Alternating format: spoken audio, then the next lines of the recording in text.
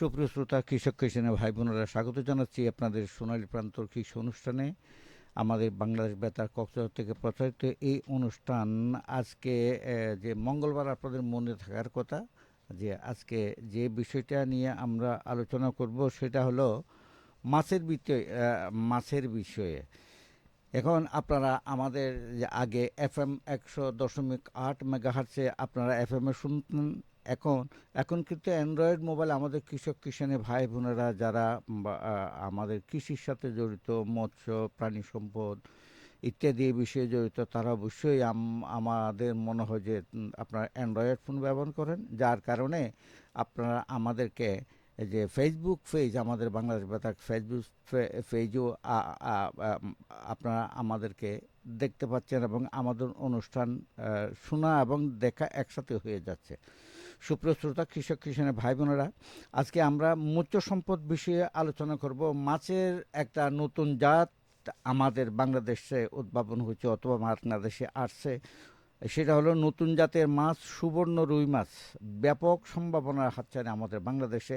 আমরা কিন্তু আগে যে রুই মাছ, কাতলা মাছ, মৃগেল মাছ, এরপরে আসলো পাঙ্গাস, তারপরে তেলাপিয়া, তারপরে কার্প জাতীয় মাছ, গ্রাস কার্প অথবা বিভিন্ন কার্প মাছ।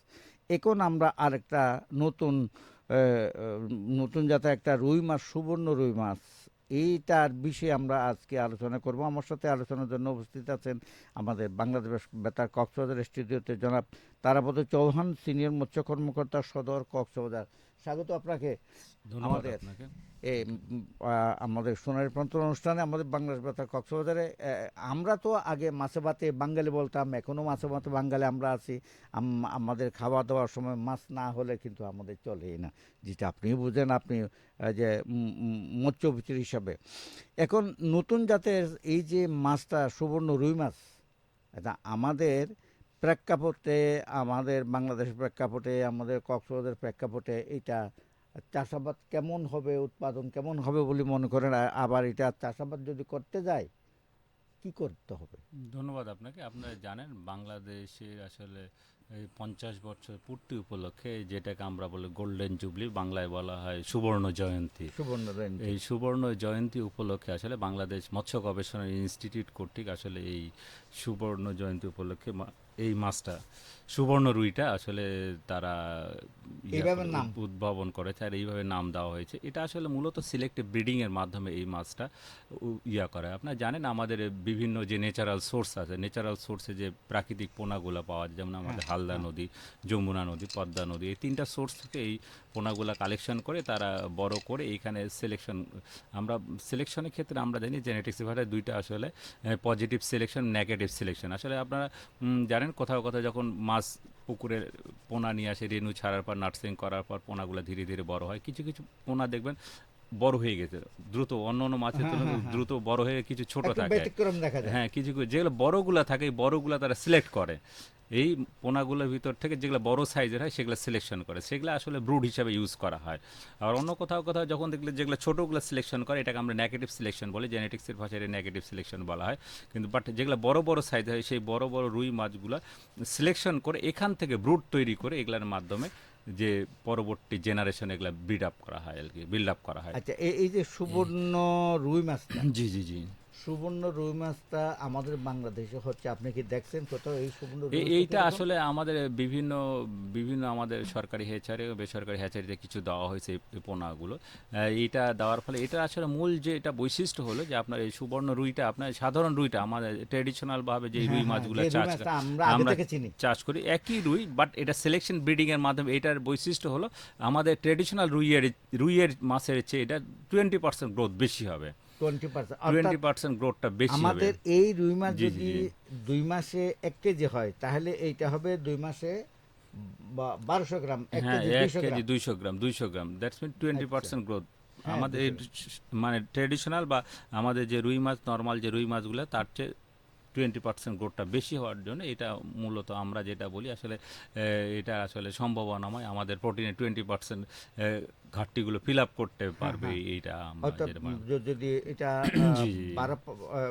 20% প্রোডাকশন আরো বেশি বাড়বে, তাহলে আমরা প্রোটিনটা বেশি পাচ্ছি। জি, জি, জি। এটা মৎস্যজাত প্রোটিন হয় আর কি, প্রাণী জি, জি, জি। প্রাণীজ প্রোটিন। হ্যাঁ, প্রাণীজ প্রাণীজ প্রোটিন প্রোটিন। যেটাকে আমরা বলি আচ্ছা, এটা।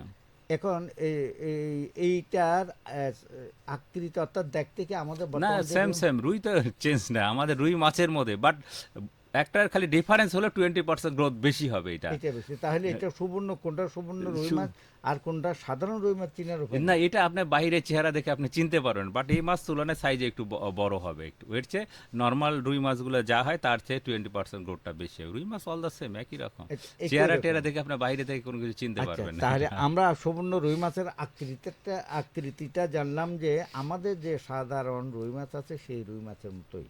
আচ্ছা, এটা চাষাবাদ পাওয়ার সম্ভব? আচ্ছা, এটা পাবে কোথায় আমাদের?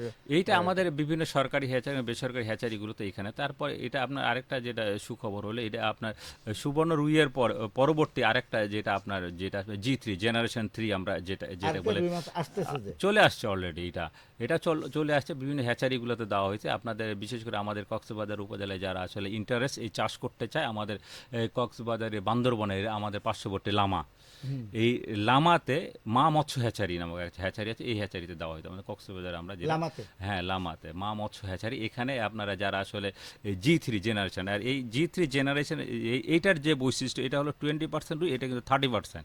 আচ্ছা, জি3 G3 30%? আরো 30%। এর আমার ট্রেডিশনাল যে রুই মাছের 30% গ্রোথ বেশি হবে আর কি। এই জি3 G3 যেটা, তাহলে সুবর্ণ চাইতে জি3 আরো একটু আরো একটু অ্যাডভান্স। অ্যাডভান্স আর কি। যারা আসলে এই চাষ করতে চান, আমরা এটা কিন্তু ওয়ার্ল্ড ফিশ করতে উদ্ভাবিত। আসলে ওয়ার্ল্ড ফিশ করতে তারা এসে নিয়ে আসছে, ওয়ার্ল্ড ফিশ এটা উদ্ভাবন করছে আসলে এই G3 জেনারেশন 3টা। এটা আপনারা যদি চাষ করেন তাহলে আমরা ট্রেডিশনাল রুইয়ের চেয়ে আপনার 30% গ্রোথটা বেশি পাবেন অর্থাৎ আর কি।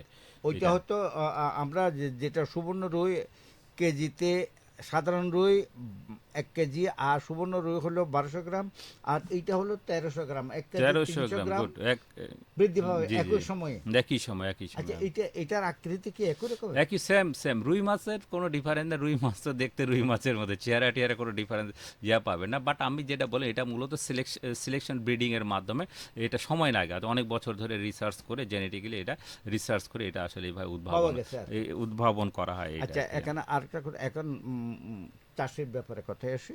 আমাদের যারা হ্যাচারিতে চাষাবাদ করেন, এই মাছের চাষাবাদ করেন, তারা তাহলে ওই জি3 যেটা পাইতে গেলে যেতে হবে লামা, হ্যাঁ, লামাতে আর মা মৎস্য সুবর্ণটা যদি পেয়ে যায় পেতে চায়? সুবর্ণ আমাদের কিছু কিছু সরকারি হ্যাচারিগুলোতে আছে, কিছু হ্যাচারি এবং কিছু বেসরকারি হ্যাচারিগুলোতে আছে। এগুলোতে যোগাযোগ করলে আপনারা পাবেন। আপনার যদি জানতে চায়, কেউ যদি ইন্টারেস্ট হয়, আমাদের উপজেলা মৎস্য অফিসে যোগাযোগ করলে, আমরা সংশ্লিষ্ট উপজেলা মৎস্য অফিসে যোগাযোগ করলে তারা বলে দেবে। বাট আমরা এদের G3 যেটা আমাদের পার্শ্ববর্তী লামা উপজেলায় আপনি তো আমাদের মেসেজ জি3 কথা বললেন, লামাতে আছে। জি, জি, জি, লামা জি, জি, জি। মা হেচারি, মা মৎস্য হেচারিতে পাওয়া যায়। এটা লামা কৃষি যে মৎস্য অফিসে, উপজেলা মৎস্য অফিসে যোগাযোগ করলে এটা যোগাযোগ পাওয়া করলে যাবে। আর না, এটা লামা উপজেলায় গেলে, আপনার লামাতে গেলে লামা মা মৎস্য হ্যাচারি যে এখানে গেলে আপনার এখানে যোগাযোগ করলে, এখানে এরা আসলে ওয়ার্ল্ড ফিশ যখন উদ্ভাবন করার পরে এটা মূলত ডেসিমিনেট করার জন্য বিভিন্ন হ্যাচারিকে তারা সিলেকশন, বিভিন্ন বগুড়া থেকে শুরু করে বিভিন্ন জায়গা, বিভিন্ন ডিস্ট্রিক্টে বিভিন্ন হ্যাচারিকে তারা সিলেকশন করে সেই হ্যাচারিগুলোতে তারা এই পোনাগুলো কিছু দিছে, কিছু পোনা দিছে। এখান থেকে তারা এটা বাছাই করে ব্রুড হিসাবে ব্রুড তৈরি করে তারপর এখান থেকে তারা পোনা তৈরি করার জন্য তাদেরকে সাপ্লাই করে। তার মধ্যে আমাদের কক্সবাজারে মূলত আমাদের পার্শ্ববর্তী যে বান্দরবনে লামায় তারা এই রেণুটা দিছে, এখান থেকে তারা করে ব্রুড মাছ তৈরি করবে। আপনি এখানে যোগাযোগ করলে এটা পাওয়া যেতে পারে। আচ্ছা, তারপরে ওই যে সুবর্ণ রুই, এটা পাবে কোথায়? এইটা আসলে একজ্যাক্ট ঠিকানা আমার আমাদের কাছে এখানে কক্সবাজারে নেই। কক্সবাজারে আপাতত এখানে পাবেন, অন্য ডিস্ট্রিক্টে। তারপরে যদি ইন্টারেস্ট আমাদের সাথে যোগাযোগ করলে আমরা আসলে বলে দিই। এই সময় আসলে এই সময় আসলে এই ইয়াটা আসলে আমার জানা নেই। বাট G3টা যেটা সর্বশেষ যেটা আসছে ওইটা লামা কোথায়? সেটা লামাতে এটা পাওয়া আচ্ছা, যাবে। আচ্ছা, ঠিক আছে, এটা যদি পাওয়া যায়, আমাদের যারা অনেক আগ্রহী কৃষক মৎস্য চাষী থাকতে পারেন, তারা হয়তো এটা চাষ করতে পারে, যেহেতু এটা উৎপাদন বেশি, ফলনটাও বেশি, তারা ভালো হয়তো একটা প্রফিট পাইতে পারে, প্লাস আমাদেরকে যে পুষ্টি সরবরাহ ঠিক রাখতে পারবে এবং বেশি হবে। তো এটা যদি চাষ করতে যায়, তাহলে চাষাবাদ পদ্ধতি কি কোনো ফারাক আছে? চাষাবাদ পদ্ধতি আসলে অল দ্য সেম। আমরা আসলে ট্রেডিশনাল পদ্ধতিতে চাষ করি। আমরা যারা মৎস্য চাষী ভাই ও বোনেরা আছেন তাদের উদ্দেশ্যে আমরা বলতে চাই আমরা আসলে ট্রেডিশনাল পদ্ধতিতে চাষ করি। আমরা একটু চাষাবাদ পদ্ধতিগুলো একটু জাস্ট একটু আপডেট করে একই চাষা পদ্ধতি কোনো ডিফারেন্স নেই। আমরা সাধারণ যেভাবে চাষ করি একই। বাট আমরা যে খাদ্য ব্যবস্থাপনা থেকে শুরু করে পুকুর ব্যবস্থাপনা একটু সুন্দরভাবে যদি করি মাছগুলো একটু গ্রোথ বেশি হয়। যে কোনো মাছই চাষ করার ক্ষেত্রে আমার পুকুর প্রস্তুতি একটা বড় ফ্যাক্টর এবং আমাদের ভালোভাবে যদি পুকুর প্রস্তুত করে নিয়মিত আমরা যদি যেটা বলি 3 to 5% খাবার যদি আমরা বলি 22 3 থেকে to 5% মানে 3 to 5% তার বডি ওজনে মাছ যতটুকু আমরা পুকুরে 100 কেজি যদি মাছ থাকে তাহলে প্রতিদিন আমার খাবার দিতে হবে 3 থেকে 5% খাবার দিতে হবে। যদি আমার 100 কেজি মাছের জন্য আমি ধরি যদি 5 কেজি খাবার দেই তা 2.5 কেজি সকালে দেবো 2.5 কেজি বিকালে দেবো। এই প্রতিদিন খাবারগুলো আমাদের দিতে হবে আচ্ছা, 2 ভাগ এবং করে দেব আমরা হ্যাঁ খাদ্যে। জি 2 ভাগ করে দিব। এবং আরেকটা জিনিস মনে রাখতে হবে এই আমাদের কার্ব জাতীয় মাছের ক্ষেত্রে যে প্রোটিনের রিকোয়ারমেন্ট যেটা এটা আমাদের সবচেয়ে খেয়াল রাখতে হবে। যে খাবারটা দিব সেই খাবারে অবশ্যই যেন 22 থেকে 25% প্রোটিন অবশ্যই থাকে। 22 থেকে 25% প্রোটিন যদি নিশ্চিত করতে পারি তাহলে এই মাছগুলো গ্রোথ দ্রুত হবে। আচ্ছা, আরেকটা কথা, আমাদের এখানে বাজারে যে মাছের খাবারগুলো পাওয়া যায়, এই বাজারে মাছের খাবারগুলোতে কি ওই পরিমাণ যে আপনি যে প্রোটিনের কথা বলছেন, যে পার্সেন্টেজের কথা বলছেন, অত রেশিওর কথা বলছেন, সেটা কি আছে? এইটা আপনি আসলে আমরা যেটা বলি মৎস্য অধিদপ্তর কর্তৃক যেটা লাইসেন্স কিন্তু তাকে সিল দেওয়া থাকে, তাকে এক্সপায়ার ডেট থাকে, কি কি ইনগ্রিডিয়েন্ট আছে সবগুলো প্যাকেটের গায়ে এগুলো দেখে কিনতে হয়। আসলে প্যাকেটের গায়ে ঠিক আছে। আর আমরা মৎস্য অধিদপ্তর আসলে যে বাজারে বিভিন্ন ধরনের ফিডগুলো বিক্রি হয় সেই ফিডগুলো বিভিন্ন সময় বিভিন্ন স্যাম্পলগুলো আমরা কালেকশন করে এগুলো ল্যাবে পাঠানো হয়। আসলে তার প্যাকেটে যেটা লেখা তার সাথে মিল আছে কিনা এটা আমরা টেস্ট করা হয়। তো আমরা যে আসলে যে বাজারে খাবারগুলো পাওয়া যায় সবগুলো মোটামুটি আমরা এই ধরনের এখনো পাওয়া যায়নি আমাদের কক্সবাজার তাই এলাকায়। মোটামুটি ভালো। মোটামুটি যে হ্যাঁ যে বাট আপনার বিভিন্ন মাছের প্রোটিন রিকোয়ারমেন্ট বিভিন্ন বিভিন্ন রকম হইতে পারে। যেমন কার্ব জাতীয় মাছের আপনার বললাম 20 থেকে বা 22 থেকে 25% আপনার তেলাপিয়া মাছের থেকে আপনার যেটা 30%, 30-35%। তারপরে আপনার প্রোটিনের পাঙ্গাস চাহিদা, প্রোটিনের চাহিদা পাঙ্গাস মাছের ক্ষেত্রে আবার 35 থেকে 40% সেই জন্য পাঙ্গাস মাছের তো চর্বি বেশি। হ্যাঁ প্রোটিনের চাহিদা বেশি। আচ্ছা, আরেকটা কথা প্রসঙ্গ যখন আসছে, আমাদের পাঙ্গাস মাছের যে চর্বিটা আছে, এটা তো কি মৎস্য চর্বি হিসাবে খাওয়া যায়? জি নাকি আসলে ক্ষতিকর? না এটা আসলে যেটা আমরা বলি মাছের ফ্যাট বা চর্বি যেটাকে বলি ওমেগা 3 বা N3 ফ্যাটি অ্যাসিড যেটাকে বলা হয়। N3 ফ্যাটি অ্যাসিড আপনার শরীরের জন্য ভালো, কিন্তু এটা কোনো হার্মফুল না। অন্য চর্বি যেমন খাইলে যেমন আমরা বলি যে চারপালা জীবজন্তু যেগুলো খাসির মাংস গরুর মাংস এগুলো তারপর হ্যাঁ দুপাইয়া প্রাণী, যেমন দুই পায়ে মুরগিতেও তো প্রচুর পরিমাণ চর্বি পাওয়া মুরগিতে যায়। এটা বাদ। মুরগির চেয়ে তারপরে পা যেটা না থাকে সেটা আরো ভালো। দু পায়ের যাবার যে পা যদি না থাকে অর্থাৎ মাছ হলে সেটা আরো ভালো। নিপাইয়া, হ্যাঁ নিপাইয়া। হ্যাঁ এটা যদি হয় তাহলে আরো বেটার। এখানে আপনার আমরা যেটা বলো ওমেগা 3 বা N3 ফ্যাটি অ্যাসিড থাকে, এটা আপনার হার্টের জন্য সবচেয়ে ভালো। ভালো। তাহলে হ্যাঁ আমরা এটা ওই যে পাঙ্গাস, তারপরে অন্যান্য মাছের যে মাছের ফ্যাট চর্বিটা আছে, মাছের ফ্যাটেকে আমরা বলি আনস্যাচুরেটেড ফ্যাটি অ্যাসিড। ঠিক আছে, এটা আপনার হার্টের জন্য ভালো। এটা আপনার হার্টের কোনো ক্ষতিকারক দিক নয়, আমার মানুষের শরীরের জন্য ভালো না এটা। আমি সেটা বলে আমাদের যারা শ্রোতা ভাই বোনেরা আছে, আমাদের অনেক শ্রোতা ভাই বোনেরা আছে, তারা তো যে পাঙ্গাস মাছ আমি নিজেও পছন্দ করি, আমি নিজে পাঙ্গাস মাছ খাই। তো এখানে দেখা যায় যে চর্বি বেশি, তো না চর্বিটা এখানে চর্বি মাছের সমস্যা নেই, কিন্তু আসলে আমরা আসলে পাঙ্গাস যারা রেয়ারিং করে আমরা যেটা বলে থাকি আসলে বিভিন্ন পাঙ্গাসের ক্ষেত্রে অনেকে যেটা ব্যবহার করে মুরগির লিটার আর কি। হ্যাঁ, মুরগির লিটারগুলো ব্যবহার করে এটা আসলে হার্মফুল বা ক্ষতিকর যেটা আমরা বলি। আপনার যে জলাশয়গুলোতে চাষ করবেন এটা মুরগির লিটার আমরা যখন মাছ যখন মুরগি যখন মলমূত্র ত্যাগ করে এটার মলমূত্রের সাথে যেটা থাকে আপনার বিভিন্ন রকম বিভিন্ন ধরনের জাম যেটা স্যালমোনেলা সিজেলা ইকোলাই ব্যাকটেরিয়াগুলো থাকে। এই ব্যাকটেরিয়াগুলো আপনাদের শরীরের জন্য আমাশয় বা টাইফয়েডের মতো রোগ এই যে সৃষ্টি করে। এটা ক্ষতিকর। এই জন্য আমরা আসলে বলি যে গ্যাপ বা গুড অ্যাকোয়াকালচার প্র্যাকটিসের ক্ষেত্রে আমরা এই জিনিসগুলো দিতে নিষেধ করি। বাট পাঙ্গাসের ক্ষেত্রে এই টিটারগুলো বেশি ব্যবহার করে। এই জন্যে আসলে আপনার জলাশয় যদি দূষণ হয় তাহলে মাছ দূষণ হতে পারে। ঠিক আছে, এই জন্য আমরা বলি যে ভালো জলাশয়ে যে পাঙ্গাস মাছের চাষ করা হয় সেটা না, আপনার জন্য আমাদের ক্ষতিকর এখানে হবে না। অনেকগুলা খুব সুনামের সাথে মাছ উৎপাদন করতেছে, এইসব আবর্জনা পচা দিয়ে তারা মাছ উৎপাদন করে না। না বেশ করলে হ্যাঁ, এটা যদি না এটা করে খাওয়া থাকে যায়। তাহলে মাছ আপনার সমস্যা নাই, মাছ তো ভালো জিনিস, শুধু মাছের খাইতে কোনো সমস্যা কোনো নেই। সমস্যা নেই, মাছের চুরি কোনো সমস্যা আচ্ছা নেই। ঠিক আছে, আমরা তাহলে বেশ সামনে আসলাম। এখন আমাদের যে দুইটা মাছ নিয়ে আমরা আলোচনা করলাম, এই দুইটা মাছের মধ্যে যে তৃতীয় পাওয়া যাচ্ছে এই যে লামারও দিকে, আর সুবর্ণ রুই মাছ, তার ব্যাপারে খোঁজখবর নিতে গেলে আপনাদের কাছে যোগাযোগ করতে হবে, এবং আপনারা পরবর্তী যোগাযোগ করে জি তাদেরকে জি জি জি সেটা ব্যবস্থা করে আমরা দিতে পারবেন। বিভিন্ন হ্যাচারিগুলো, আবার সরকারি হ্যাচারিগুলো যোগাযোগ করলে আপনার পাওয়া যেতে পারে এই আচ্ছা, সমস্ত জিনিস। চাষাবাদের ক্ষেত্রেও হ্যাঁ, কোনো ফারাক নাই? চাষাবাদে অল দ্য সেম, একই রকম, বাট আপনাদের আসলে আমরা কক্সবাজার রিজিয়নগুলোতে যেটা দেখি, আপনার মূল যেটা সমস্যা এখানে চাষের ক্ষেত্রে, যে যারা মৎস্য চাষী ভাই ও বোনেরা আছে তাদের উদ্দেশ্যে আমরা বলি আপনার স্টকিং ডেন্সিটিটা মেনটেন করবেন, পুকুরটা স্টক ভালোভাবে, অর্থাৎ হ্যাঁ, বেশি মাছ যাতে না স্টকিং থাকে। ডেন্সিটি মেনটেন করলে আপনার মাছের গ্রোথ দ্রুত হবে এবং ভালো হবে। বাট আমরা যেটা বলি, যেমন রুই মাছগুলো চাষ করে ছাড়েন, 10টা করে রুই মাছ ছাড়েন, আর হলো 3-4টা আপনার শতকে সর্বোচ্চ যদি বড় বড় মাছ যদি করতে চান, যেটাকে আমরা বলি কার্প ফ্যাটেনিং করা, এটা কার্প জাতীয় মাছ যদি মোটা তাজাকরণ যদি করতে চান, শতকে আপনার 10টা থেকে 15টা মাছ সর্বোচ্চ, 10-12টা বা 15টা মাছ সর্বোচ্চ ছাড়বেন। এই শতকে? মাছগুলো, হ্যাঁ, হ্যাঁ। প্রতি শতাংশে যদি এর কম ডেন্সিটি, বাট এটা মাছের যেটা পোনার সাইজ যেটা আমরা বলি, এক একটা আপনার 200 থেকে হাফ কেজি বা 1 কেজি সাইজের আপনার পুনা। পোনার সাইজ এরকম যদি হয়, তাহলে এটা আপনার অল্প সময় খুব দ্রুত বড় হয়ে যাবে। এই আসলে এই সিস্টেমগুলো আসলে ফলো করা হয় আপনার, যেটা আপনার বলে নাটোর এলাকা, রাজশাহী এলাকা, যশোর, এই এলাকাগুলোতে এই সিস্টেমগুলো ফলো করে তারা কিন্তু বড় বড় রুই মাছ থেকে শুরু করে কাতলা মাছ থেকে শুরু করে এই মাছগুলো তারা এই সিস্টেম বড় পাওয়া যায় বড় ওইখানে মাছ। মাছগুলো আমাদের কিন্তু চাষ বাজারে করে। তো কি বলছেন আপনি, বাজারে 1 কেজি 1 কেজি 2 কেজির উপরে 3 কেজির উপরে মাছই পাওয়া যায় যায় না। না। এই যে না, বড় 3 কেজি তো রুই মাছ, মৃগেল মাছ পাওয়াই পাওয়া যায় না। যায় না। এটা আসলে মূল সমস্যা হলো আমাদের স্টকিং ডেনসিটিগুলো ফলো করি না। আমরা যদি যারা আসলে মাছ চাষ করি, তারা আমরা যে ঘনত্বটা যদি কমায় রাখি, মাছের ঘনত্বগুলো যদি কমায় যদি রাখি, তাহলে মাছগুলো কিন্তু দ্রুত বড় হয়। আচ্ছা, এটা আমরা মাছের একটা পর্যায়ে মোটামুটি আমাদের কৃষক ভাইদেরকে, আমাদের যারা মাছ চাষি ভাই আছেন তাদেরকে একটা মেসেজ আমরা দিতে পারলাম। আর এখন এটা আশ্বিন মাসের কাছাকাছি আমরা চলে আসলাম। আশ্বিন মাসের কাছাকাছি আমাদের মৎস্য যারা খামারি আছে, খামারি ভাই আছেন, তাদেরকে মাছের কোনো সমস্যা হতে পারে কিনা, ধন্যবাদ। আসলে আপনার রোগ অথবা ঘা? না, আসলে এটা আমরা জানি, যখন আসলে মাছের গ্রোথটা ডিপেন্ড করে টেম্পারেচারের উপরে, টেম্পারেচার যখন বাড়ে মাছের গ্রোথটা বৃদ্ধি হয়, বাট টেম্পারেচার যখন কমা শুরু করবে কিন্তু মাছের গ্রোথ ধীরে ধীরে কমতে শুরু কমে যায়। করবে। মাছকে বলা হয় পয়কিলোথার্মিক অ্যানিমেল। এটা আসলে পরিবেশের তাপমাত্রার সাথে সাথে এদের শরীরে তাপমাত্রা ওঠানামা করে।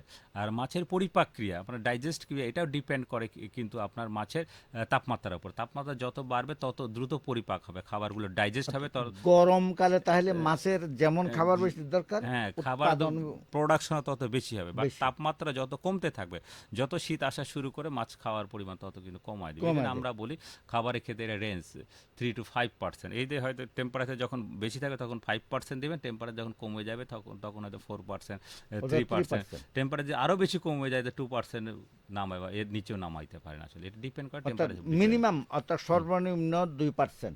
সর্বনিম্ন 2% 2%। এটা আরও যদি বিভাগ করে। টেম্পারেচার কমে যায় আরও কমায় দিতে হবে। আর আরেকটা জিনিস খেয়াল রাখতে হবে, যারা মৎস্যচাষী ভাই ও বোনেরা আছে তাদের উদ্দেশ্যে আমরা বলতে চাই, আসলে এই বর্ষাকাল যখন থাকে, যেদিন বৃষ্টি পড়ে অথবা মেঘলা আকাশ যেদিন থাকে, সেদিন আসলে খাবার দেওয়া থেকে আপনার বিরত থাকবেন। সেদিন আমরা বলি যে আসলে মাছের খাবার না দেওয়াই আসলে আর এই বর্ষাকালে মেঘলা আকাশে আপনারা মাছের পোনাও রিলিজ করবেন না, পুকুরে পোনা ছাড়বেন না এই আচ্ছা, সময়গুলো। তাহলে মেঘা অবস্থা, অর্থাৎ মেঘলা অবস্থায় তাহলে মেঘলা দুইটা অবস্থায় বিষয়। বা বৃষ্টি যখন হয়, সেই সময়গুলোতে পোনা ছাড়া যাবে না, এবং আপনার মাছের খাদ্য দেওয়া থেকে বিরত থাকতে হবে আসলে। অর্থাৎ খাদ্য দেওয়া যাবে না, এটা না দেওয়াই উত্তম। আর হলো মেঘলা অবস্থায় খাদ্য না দেওয়া না উত্তম।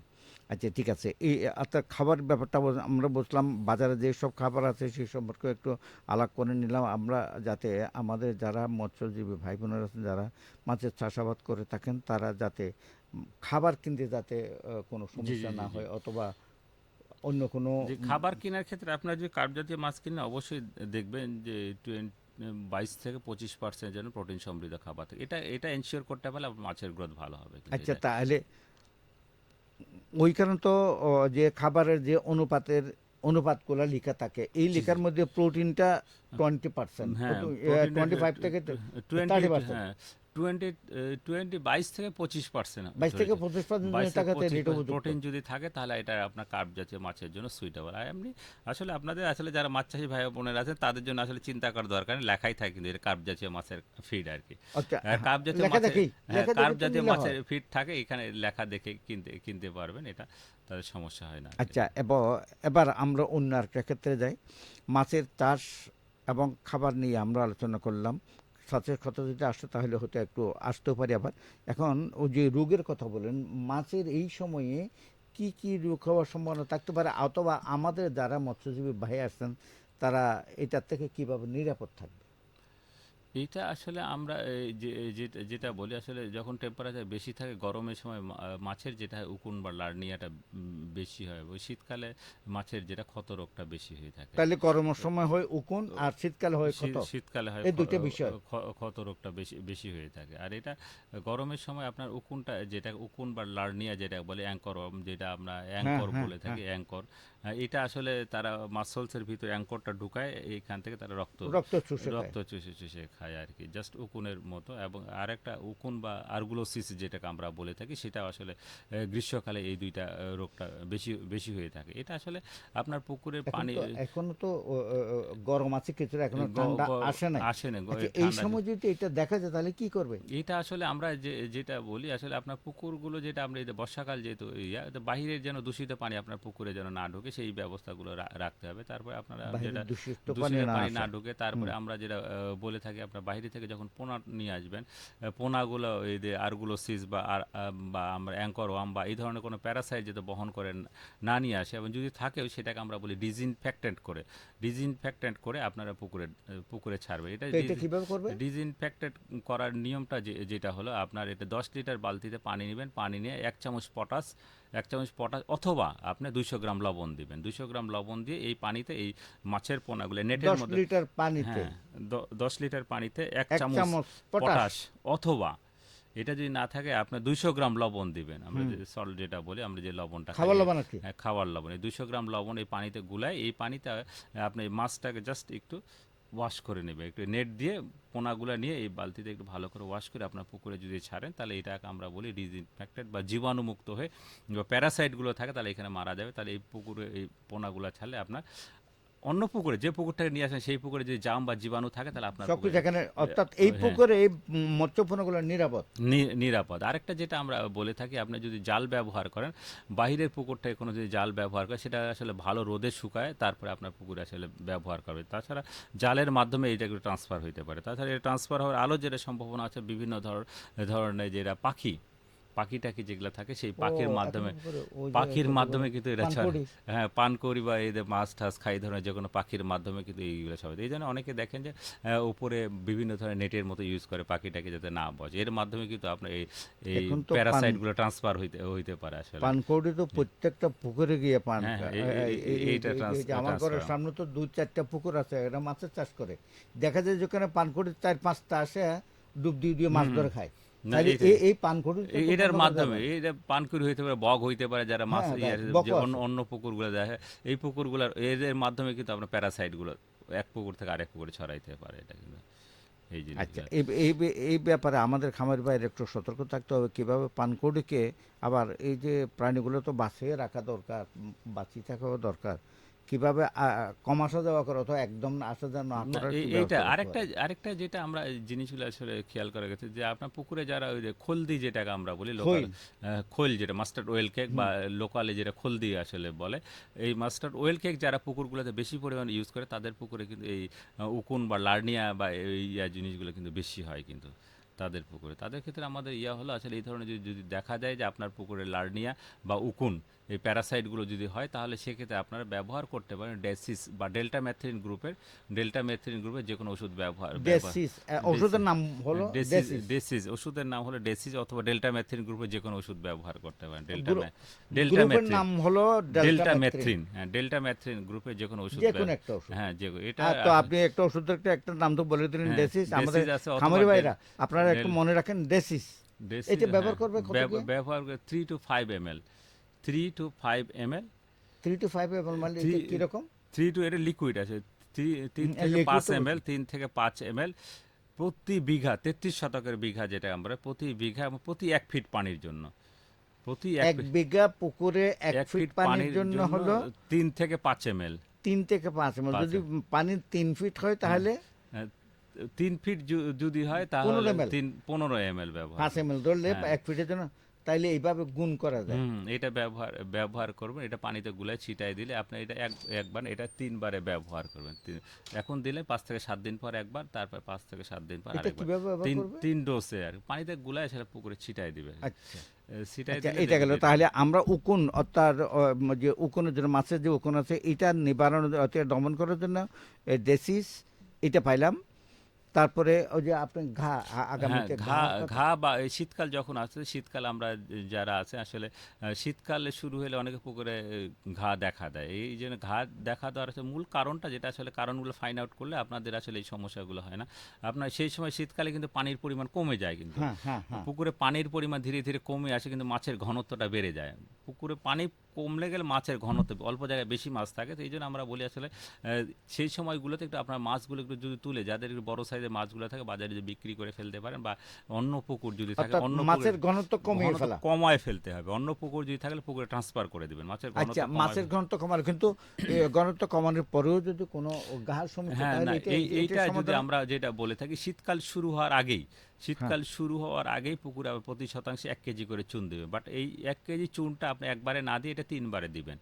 3 বারে প্রতি শতাংশের জন্য প্রতি 1 শতাংশে 1 কেজি চুন। চুন। আর 1 কেজি আচ্ছা। আপনি ধরেন আপনার 30 শতাংশের পুকুর 30 কেজি চুন লাগবে। 30 কেজি চুনটা একবার না দিয়ে হয়তো প্রথমবার দিলেন, প্রথম ডোজে দিলেন 10 কেজি, তারপরে 5 থেকে 7 তিনবারে দিন পর 10 কেজি, আবার 5 থেকে 7 দিন তা পর আর 3 10 ভাগ করে কেজি। 3 বারে 3 দেওয়া। ভাগ করে 3 বারে যদি দেন, তাহলে আপনার পুকুরে এই ঘা বা ক্ষতরোগ কখনো আর দেখা দিবে না। বাট শীতকাল শুরু হওয়ার আগে এই কাজটা আপনাকে অবশ্যই করতে হবে। এটা করলে আপনার পুকুরে ঘা বা ক্ষতরোগ আর কখনো তাহলে দেখা দিবে না। আমরা আমাদের মাছ চাষের যে দুইটা সমস্যা, অর্থাৎ ঘা এবং উকুন, এই দুইটার মোটামুটি সমাধান এখান থেকে আমরা দেওয়ার চেষ্টা করলাম। সুপ্রিয় শ্রোতা ভাই বোনেরা, আজকে মৎস্য খামারে ভাই বোনেরা আপনারা যারা আমাদের কথা শুনছেন, তারা হয়তো কিছুটা অনুমান করতে পারছেন, কিছুটা খেয়াল করছেন হয়তো, যে মাছের চাষ করতে গেলে খাবারের ব্যাপারটা প্রোটিন থাকবে 22 থেকে 25% খাবার। এটা বিষয়টা একটু দেখতে হবে। মৎস্য খাবারের যে প্যাকেটটা নিয়ে আসছেন আপনারা, ব্যাগটা নিয়ে আসছেন এখানে, আর মাছের উকুনের জন্য ডেসিস এটা ব্যবহার করতে হবে। আর মাছ আপনারা যেখান থেকে আনেন না কোনো পোনা, এটা পরিশোধন করে জীবাণুমুক্ত করে। জীবাণুমুক্ত করে পুকুরে দিতে হবে। আর জাল ভালো করে শুকিয়ে তারপর অন্য পুকুরের জাল আপনার পুকুরে ব্যবহার করতে পারবেন। এইটা মাছের এই যে ঘা হয়, এই ঘায়ের ব্যাপারে একটা কথা বলছেন, যে মাছের ঘনত্ব কমিয়ে তারপরে মাছকে লালন পালন করা, অর্থাৎ মাছের ব্যবস্থাপনা করা, এটা হলে আমাদেরকে সুবিধা হয়। আমাদের মৎস্য খামারে আপনারা লাভবান হবেন, কোনো সমস্যা হবে না, মাছের প্রোটিনও ঠিক থাকবে। সুপ্রিয় শ্রোতা ভাই বোনেরা, আর যারা মাছের সাথে, মাছ উৎপাদনের সাথে জড়িত, আমরা তাদেরকে অনেক ধন্যবাদ জানাই, যেহেতু আপনারা আমাদেরকে মাছের প্রোটিন প্রচুর পরিমাণ আপনারা সরবরাহ করে থাকছেন। এই জন্য আমাদের অনুষ্ঠানের পক্ষ থেকে আপনাদেরকে সবাইকে ধন্যবাদ জানাই। সুপ্রিয় শ্রোতা, আর আপনি আজকে অনেক কষ্ট করে আসছেন আমাদের স্টুডিওতে, আপনাকে অনেক ধন্যবাদ। আপনাকে ধন্যবাদ। সুপ্রিয় শ্রোতা ভাই বোনেরা, আজকে আমাদের বাংলাদেশ বেতার কক্সবাজার থেকে আমরা এই যে মাছের দুইটা মাছ, নতুন জাতের, একটা সুবর্ণ আর একটা G3, এই বিষয়ে আমরা আলোচনা করলাম। আশা করি আপনারা বুঝতে পারছেন। এরপরেও যদি কোনো সমস্যা হয় অথবা আগ্রহী হন আপনারা, তাহলে উপজেলা মৎস্য অফিস, যে উপজেলায় আছেন সেই উপজেলা মৎস্য অফিসের সাথে একটু যোগাযোগ করে নিয়ে আপনাদের যে মাছের খামারটা নিরাপদ রাখতে পারবেন। আশা করি খাতে তো সময় শেষ হয়ে এলো। সুপ্রিয় শ্রোতা ভাই বোনেরা, সবাই ভালো থাকুন, সুন্দর থাকুন। আল্লাহ হাফেজ।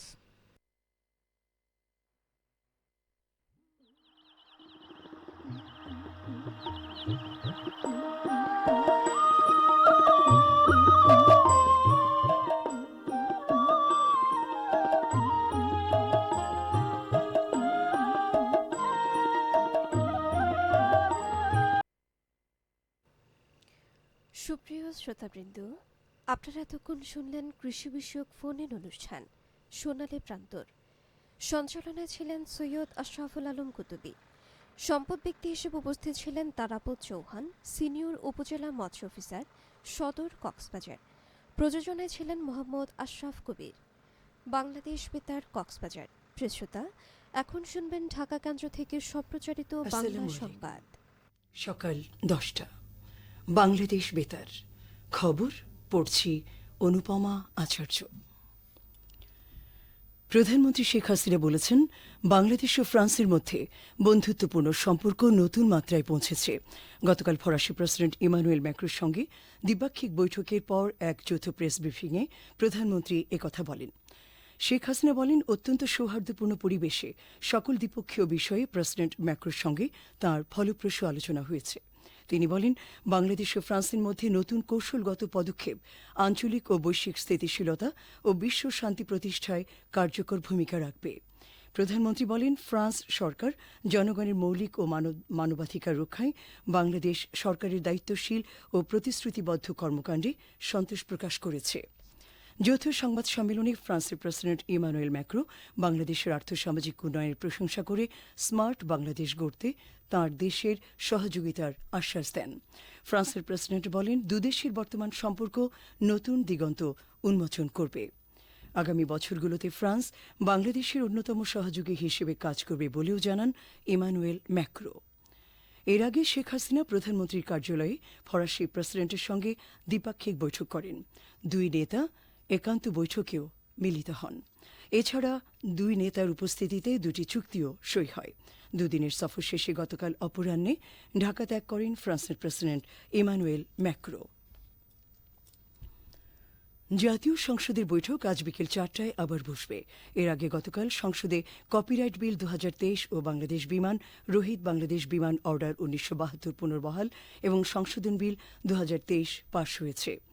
স্পিকার ড শিরিন শারমিন চৌধুরীর সভাপতিত্বে সংস্কৃতি বিষয়ক প্রতিমন্ত্রী কে এম খালিদ কপিরাইট বিল 2023 পাশের প্রস্তাব করলে বিলটির উপর দেয়া জনমত যাচাই বাছাই কমিটিতে প্রেরণ ও সংশোধনী প্রস্তাবগুলো নিষ্পত্তির পর বিলটি কণ্ঠভোটে পাশ হয়। কপিরাইট আইন 2000 রহিত করে যুগোপযোগী করে নতুন এই বিল আনা হয়। এই আইনে অজ্ঞাতনামা বা ছদ্মনামীয় কাজের স্বত্বাধিকারীর সংজ্ঞা নির্ধারণ করা হয়েছে। বিলে প্রকাশনা, চলচ্চিত্র, ডিজিটাল কাজ, নাটক, লোককাহিনী, শিল্পকলা এবং অডিও রেকর্ডিংয়ের মৌলিক কাজের অধিকার রক্ষার কথা বলা হয়েছে।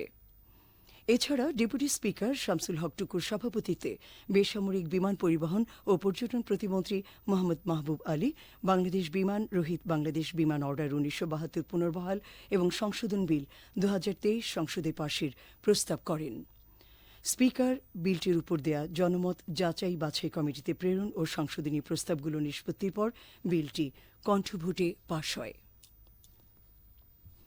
চট্টগ্রামের প্রথম এলিভেটেড এক্সপ্রেসওয়ে আগামী অক্টোবর মাসে যান চলাচলের জন্য খুলে দেওয়া হবে। এর মাধ্যমে ঢাকার পর চট্টগ্রামও প্রবেশ করবে এলিভেটেড এক্সপ্রেসওয়ের যুগে। এ লক্ষ্যে চলমান প্রকল্পের 80% কাজ ইতিমধ্যেই সম্পন্ন হয়েছে। কাজ সম্পন্ন হলে এই এলিভেটেড এক্সপ্রেসওয়ে বঙ্গবন্ধু টানেলের সঙ্গে সংযুক্ত হবে। এটি চালু হলে যানজটের ভোগান্তি অনেকাংশে কমে যাবে।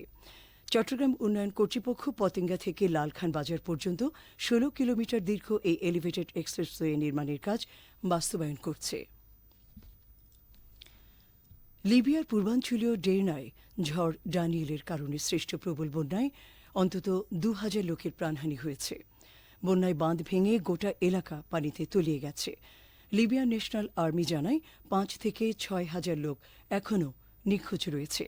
এই দুর্যোগে আক্রান্ত শহরগুলোতে স্কুল বন্ধ করা, কারফিউ জারি এবং শোক ঘোষণা সহ সর্বাত্মক জরুরি ব্যবস্থা গ্রহণ করা হয়েছে। মরক্কোয় মর্মান্তিক ভূমিকম্পে মৃতের সংখ্যা 2800 ছাড়িয়েছে। দেশটির ইতিহাসে গত 6 দশকের মধ্যে এটি সবচেয়ে প্রাণঘাতী ভূমিকম্প। এই ভূমিকম্পে 3 লাখের বেশি লোক ক্ষতিগ্রস্ত হয়েছে এবং সহায়তা কার্যক্রম বিলম্ব হওয়ার কারণে রোগ বিস্তারের ঝুঁকি বাড়ছে। স্পেন, যুক্তরাজ্য ও কাতারের উদ্ধারকারী দলসহ আন্তর্জাতিক সহায়তাকারীরা মরক্কোয় উদ্ধার কার্যক্রম সহায়তায় নিয়োজিত রয়েছে। দেশটিতে প্রচলিত মাটির ইটের ঘরগুলো ভেঙে পড়ার কারণে ভূমিকম্পের ক্ষয়ক্ষতি আরও বৃদ্ধি পেয়েছে এবং এর ফলে জীবিতদের খোঁজ ও উদ্ধার কার্যক্রম ব্যাহত হচ্ছে। খেলার খবর, ক্রিকেট। শ্রীলঙ্কার কলম্বোতে এশিয়া কাপের সুপার 4 পর্বে আজ ভারত শ্রীলঙ্কার মোকাবেলা করবে। খেলাটি বাংলাদেশ সময় 3:30টায় শুরু হবে। সবশেষে আবহাওয়া। আজ বেলা 1টা পর্যন্ত পূর্বাভাসে বলা হয়েছে রংপুর, ঢাকা, ময়মনসিংহ, টাঙ্গাইল, ফরিদপুর, খুলনা, বরিশাল, পটুয়াখালী, নোয়াখালী, কুমিল্লা, চট্টগ্রাম, কক্সবাজার ও সিলেট অঞ্চলে দক্ষিণ দক্ষিণ পূর্ব দিক থেকে অস্থায়ীভাবে ঘণ্টায় সর্বোচ্চ 60 কিলোমিটার বেগে দমকা থেকে ঝোড়ো হাওয়া বয়ে যেতে পারে। সেই সঙ্গে বৃষ্টি অথবা বজ্রসহ বৃষ্টিপাতের সম্ভাবনা রয়েছে। এসব এলাকার নদীবন্দরসমূহকে 1 নম্বর সতর্কতার সংকেত দেখাতে বলা হয়েছে। খবর শেষ হল। আমাদের পরবর্তী খবর প্রচারিত হবে বেলা 11টায়। সুপ্রিয় শ্রোতাবৃন্দ, আপনারা এতক্ষণ শুনলেন ঢাকা কেন্দ্র থেকে সম্প্রচারিত বাংলা সংবাদ। বাংলাদেশ বেতার কক্সবাজার অনুষ্ঠান শুনছেন FM 100.8 মেগাহার্জে। অনুষ্ঠান ঘোষণায় আপনাদের সাথে আছি আমি রুবিনা পারভিন। প্রিয় শ্রোতাবৃন্দ, অনুষ্ঠানমালায় এবারের আয়োজন নারী সমাজের জন্য ম্যাগাজিন অনুষ্ঠান নারী মহল। গ্রন্থনা ও উপস্থাপনায় রাবেয়া আক্তার।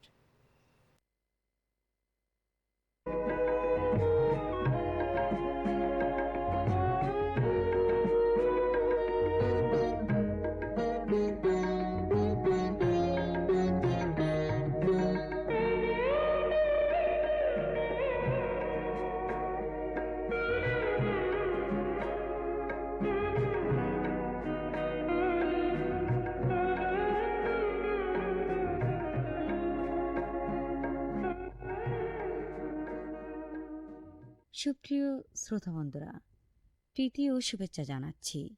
আশা করি সবাই ভালো আছেন। বরাবরের মতোই আবারও হাজির হয়েছি নারী সমাজের জন্য প্রচারিত ম্যাগাজিন অনুষ্ঠান নারী মহল। এই অনুষ্ঠানটি আপনারা শুনতে পাচ্ছেন বাংলাদেশ বেতার কক্সবাজার FM 100.8 মেগাহার্জে। অনুষ্ঠানে গ্রন্থনা ও উপস্থাপনায় আমি রাবেয়া আক্তার। শ্রোতাবন্ধুরা, আজকের অনুষ্ঠানে আপনাদের জন্য থাকছে নারীদের খবরাখবর নিয়ে আলোচনা, গান, গৃহস্থালির টিপস, নারীদের স্বাস্থ্য সচেতনতা ও স্পট। আশা করি পুরো অনুষ্ঠান জুড়ে সাথে থাকবেন। সেদিন সুদূর নয় যেদিন ধরণী পুরুষের সাথে গাহিবে নারীরও জয়। প্রায় 1 শতাব্দী আগে জাতীয় কবি কাজী নজরুল ইসলাম এই আকাঙ্ক্ষা আজ বাস্তবে ধরা দিয়েছে। নারীর জয়যাত্রায় এখনই সর্বত্রই। নারী ও পুরুষের পারস্পরিক নির্ভরশীলতাই সৃষ্টির বৈশিষ্ট্য। সমগ্র পৃথিবীর জনসংখ্যা প্রায় অর্ধেকই নারী। জাতির উন্নতির কাজ নারীকে বাদ দিয়ে কোনোভাবেই সম্ভব নয়। সাহিত্য বিজ্ঞানী নারী সমাজ পিছিয়ে নেই। দেশ বা জাতি গঠনে যদি নারীকে পিছিয়ে ফেলে রাখা হয় তবে সে জাতি কখনো উন্নতি করতে পারবে না। নারীরা রাজনৈতিক, সামাজিক, অর্থনৈতিক ক্ষমতায়নে বিশ্বের অন্যতম দেশ বাংলাদেশ। ঘর সংসার থেকে শুরু করে কর্মক্ষেত্রে তথা সব ক্ষেত্রে নারীরা অপরিসীম ভূমিকা রাখছে। অর্থনৈতিক উন্নয়নে নারীর ভূমিকা পুরুষের পাশাপাশি সব কাজে। খেলাধুলায় অংশগ্রহণ, নারী রাষ্ট্র পরিচালনা থেকে শুরু করে নারী পর্বত জয়, জাতীয় সংসদের স্পিকার, সেনাবাহিনী, নৌবাহিনী, বিমান বাহিনীর মতো সশস্ত্র পদে কাজ করছে। কেবল সরকারি বা রাষ্ট্রীয় পদে নয়, নারী আজ সব ক্ষেত্রে দক্ষ কর্মীর পরিচয় দিয়েছে। গৃহ ও বহিরাঙ্গনে দুই জায়গাতে তার 10 বোঝা